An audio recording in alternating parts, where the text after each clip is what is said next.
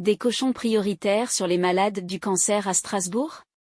Des manipulateurs radio auraient été mobilisés par l'hôpital de Strasbourg, Bas-Rhin, pour travailler sur des recherches sur des porcs au bénéfice d'entreprises privées.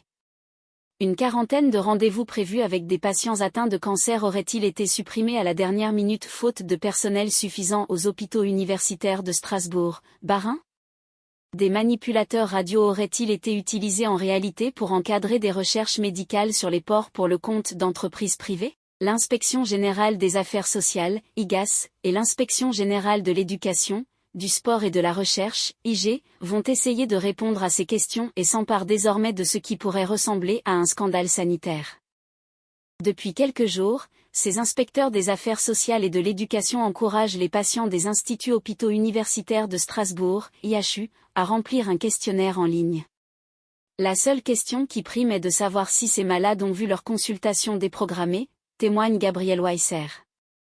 Celui qui se présente comme un « lanceur d'alerte » a été le premier à signaler l'annulation d'un rendez-vous médical pour un membre de sa famille atteint d'un cancer du côlon métastasé prévu le 25 mars dernier. Ce proche a été appelé par le centre d'imagerie médicale des IHU pour le prévenir 4 jours avant qu'il manquait du personnel, raconte Gabriel Weisser. À l'instar de cet homme, des dizaines de patients auraient vu leur rendez-vous déprogrammé en mars et avril dernier. C'est un scandale car on joue avec la santé des patients.